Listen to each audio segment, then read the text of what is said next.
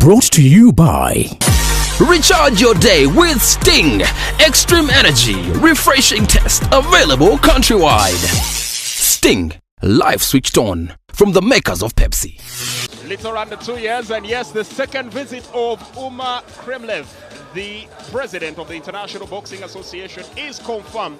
He'll be touching down in Uganda at little under 9, between 9 and 10 p.m. And definitely we'll be here to talk boxing, and the development of the sweet science. We'll get to that in just a bit. For the moment, we have a bout on our hands here. And of course, later on, we'll also be bringing you up to speed with some of the fights that did come earlier on, as well as the results that did alight from that one. But for now, in the red corner is the man from East Coast Boxing Club in this fly 51 kilograms youth bout. The man in Sserwano Livingstone will be taking on Sserwano Davis from Kololo. Of course, as mentioned earlier on there by Nkurunziza, it's not just fighting for the sake of fighting or for the points, but Nkurunziza now guaranteed that he will be in the Champions League next season. Yeah, it's true. Alazenti asobola okusingiza zinyamu waddagezamu okulaba nga aslowinga mu katono stamina naye nsubira nti wanabatereza ka stamina kabugo ebigambo binagenda kubiwulira ajja kutereza ajja kusobola okulaba nti ebikonde bye byeyongera okuba nga bikyuka. Allow me to remind you, this is NBS Sport. We're championing Ugandan sport, and you can catch us on every single platform. Free to air, live. We are definitely on Star Times as well as on DSTV. And in case you are on the go, if you're returning from the royal wedding, well, Afro Mobile would definitely be your best option. Just go ahead, download it for iOS or that is Android, which is the Google Play Store. And a very paltry sum of 5,000 shillings a month, you definitely have unmatched entertainment all round, from sport to entertainment to current affairs, podcasts, DJ mixes, live on demand, so many features. Afro Mobile, the future.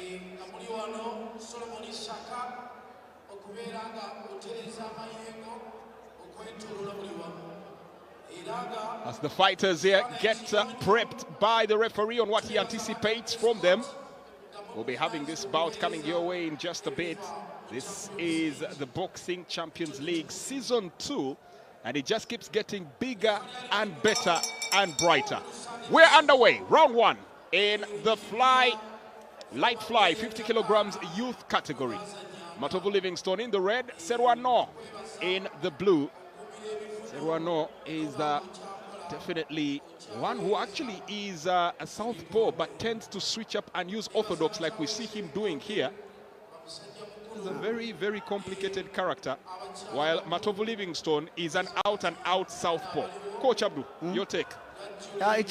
Bonna bakyastadinga buli muntu astadinga muno tewali kyamanyi nnyo kyabaddewo naye bw'otunuulira nti Matovu ali relax bulungi, engeri yesikawo bulungi, wadde kikyetaagisa nti olina okuteeka gaadi mitwe mikono waggulu okusobola okulaba ng'ozenya ebikonde. Olaba Matovu ali relax bulungi, engeri yesikamu, engeri yamuvingamu, buli kimu kikyagenda bulungi. Naye Sserwano abuukabuuka in and out, naye wadde abuukabuuka in and out tannabaako ky'amaanyi nnyo kye yakoze. Quick ambush there, and looks like Sserwano wanting to close that gap quickly. Firing off a hot jab here. Both players, both fighters here, quite precise with their movement and very speedy. Get the feeling might see a lucky one punch that may be lights out here. We've seen a couple of knockouts prior to this bout here. This week, I'm not so sure what's happening. I think maybe we need to put a little more sting behind there. Yeah. He's in the dressing room because knockouts, Zifu said knockouts.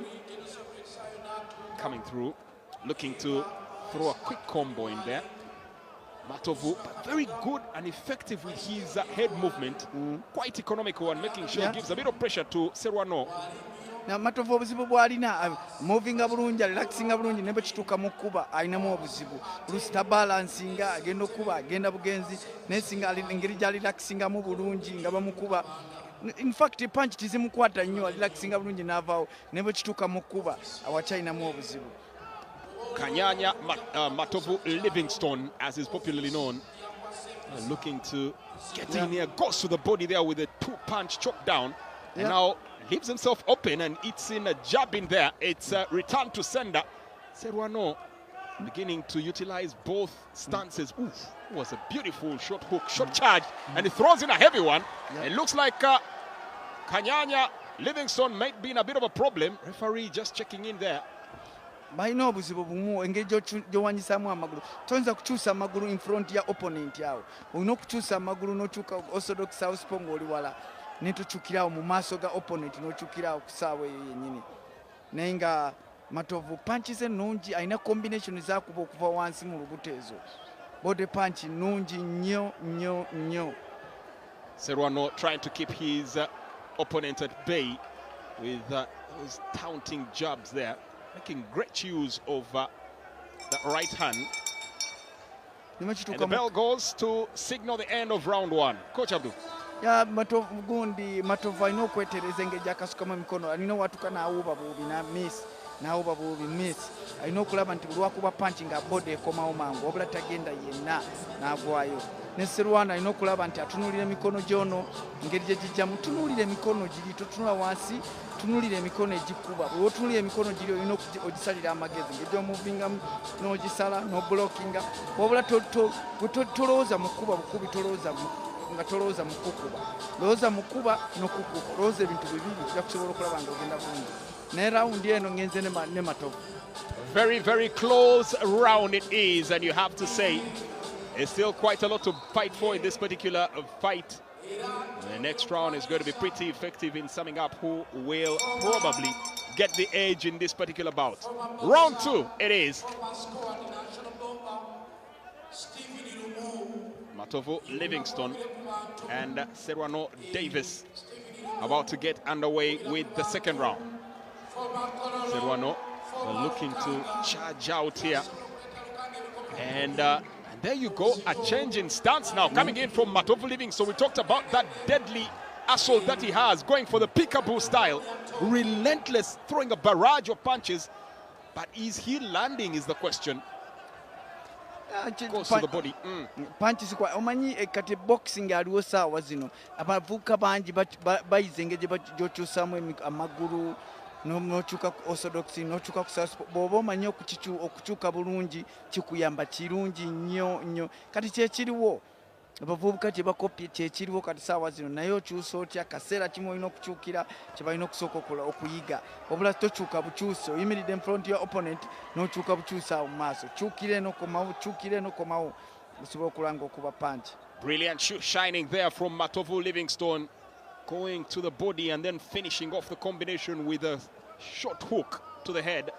And once again throws it in. It's a very effective hook, that left hook. It's constantly finding the side of the head of Sserwano Davis. He needs to figure it out sooner than later. It might cause him quite a bit of a problem.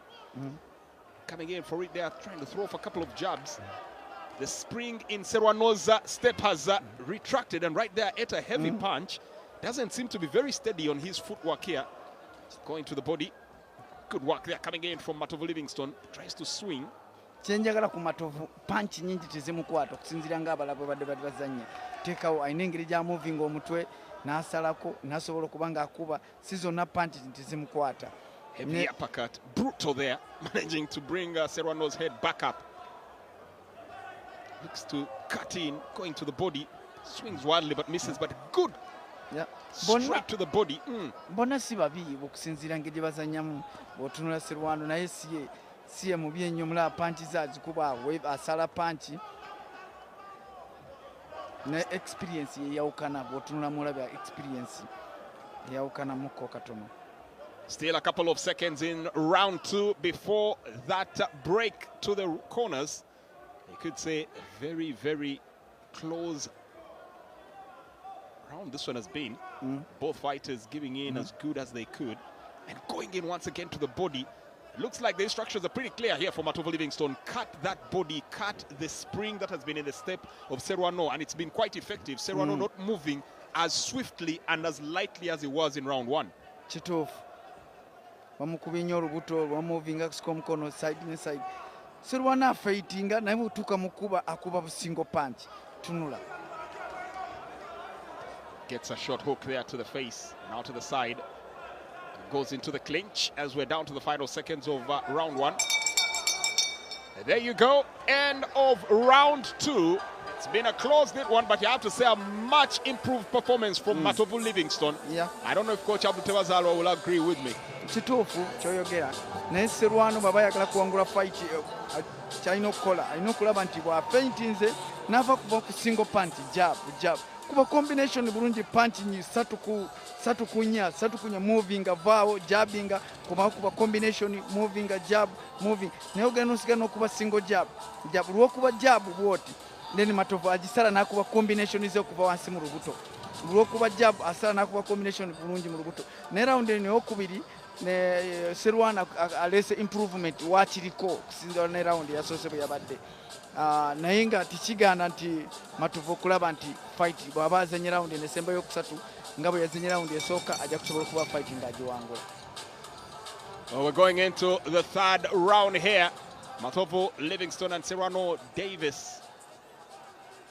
It's been a close encounter here. Fine margins, but who has the steam that can get them across the finish line? Still a bout that I believe can go either way. But Matovu Livingstone, probably the more improved, and I could be forgiven for saying this, but probably the one with more durability here, given just how a little more gas he seems to have in the tank. Getting back in, trying to swing hard, looking to land a knockout here. Looks like that's Matovu's intention. Sserwano Davis, of course, now has to throw it all on the line. If his corner was watching the same fight we're watching, and right there, straight hook, lands flush on the jaw, and Sserwano Davis is down for the count.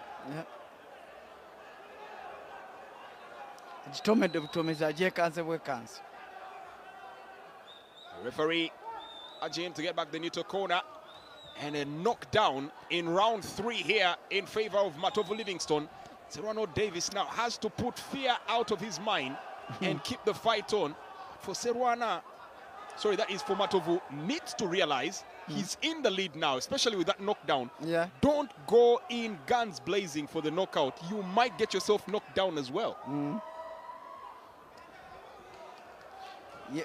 Okusinze ye style ye ate tanakkiriza nti fight akisobola okugiwangula kibola kikimutwala munda waliwo otuko omuzanyi ng'olaba nti tonakkiriza nti fight omaze okugiwangula then cornerman g'olina mu koona wa coach we yasobola okugamba kiki ekigenda mu maaso n'agamba nti fight ogitwala kati kola bwoti. Well, if you notice right now, it looks like Matovu has run out of steam. His movement a little ungainly. When he swings the punches, the whole body flows. That could open him up to a swift counter-attack, a swift counter-punch, but he throws in a good right hook. Yep. And now goes for the straight, trying to finish off his victim. Sserwano Davis is in some real pain right now. Kituufu tatunulayo bamukubongeddemu right. Tatunulayo. Going for the straights in here. Matovu n'alemeddwa okukozesa uppercuts. Sserwano punch yayongedde omukwata punch kyamulimu kyovola ajja ne guard olaba akutama bukutame oba mufighting akutama bukutame. Matovu throws a straight vicious left, just doesn't land flush in there.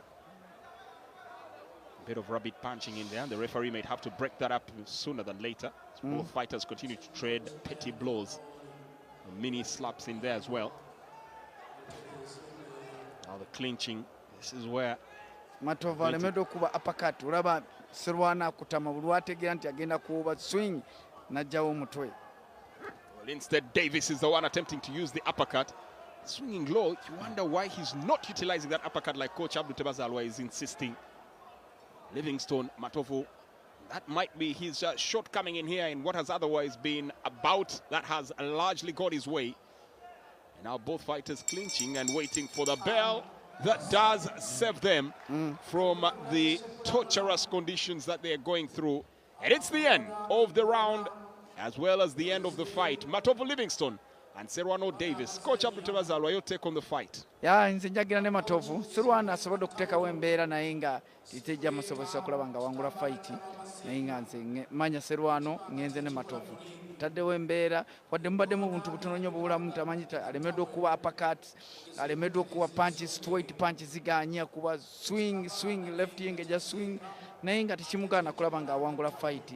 nze njagaddeko relaxing mu ntandiko wano bw'abanga oli akuba pancha agezeza kuteekawo embeera y'okulaga nti sobola okurelaxinga nimpulinga out nindakinga ninkola ngolabira ddala nti alina kantu kaalinamu Sserwano agezeza asigadde ku single punch jabbing emu olwakuba jabu basala ne bakuba combination okuva wansi body punch kimuletedde obuzibu n'olwekyo nze ngenze ne Matovu.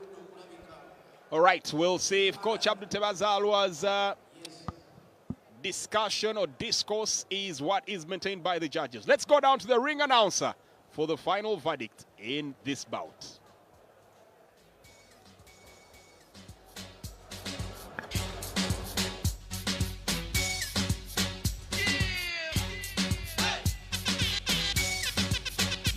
Yes. Thank you, DJ. Result for bout number 10, flyweight division, youth. We had Kanyanya in red and Sserwano Davis in blue. The score can read 5-0. Unanimous pound this one victory in favor of red corner.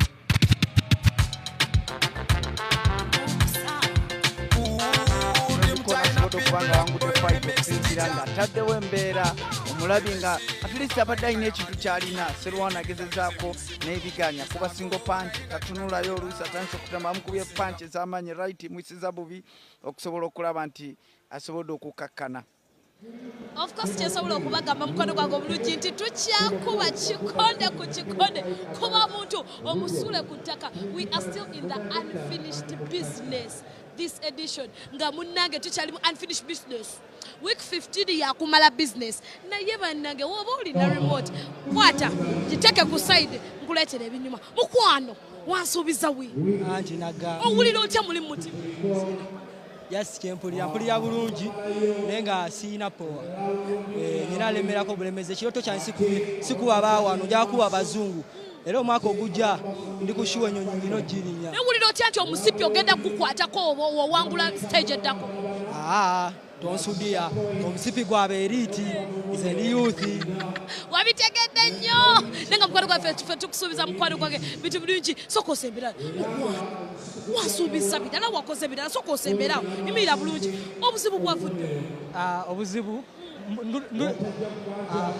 njebaleko nduddewo buguma omanyi ntusereeti ne babyanguyamu tubadde tujja emmotoka etufiiriddeko mu kkubo ate kati ne tudda mu kiki nduddewo buguma naye bwoddamu omusanga oyinza omukola kyoyo kyali oyo wenziramu omusanga bana nyinza omukuba ebikonde kuba kati soka omukakasize mukabira kuba agenda kuddamu akala nyinza omukuba ebikonde nyinza n'omusitopinga mu rawundi ey'okubiri walayi abawagizi omunange bagambe kiki kyobagamba abawagizi bo abawagizi bange njagala obbasuubiza muno kuluno katonda tekize bulungi nga bwe mbadde nsuubira n'omulundi oguddako ngendako mawondi strong nze nina ekintu kimu kye ŋŋamba never give up sigenda kugivinga up singa mukwano gwange never give up kyekyo ekigambo wanje mutumira mami ntumirako mami wange ekyebando ne dadi wange abakola keeke nentumirako ne famire ya Kanoni Mbaalu nentumirako n'abantu b'ekyebando abo bangi bonna abokuludda ab'emakindi ab'egundi ffenna tubatumiddeko naye neyanza nnyo tukuwishinga all the good in the world.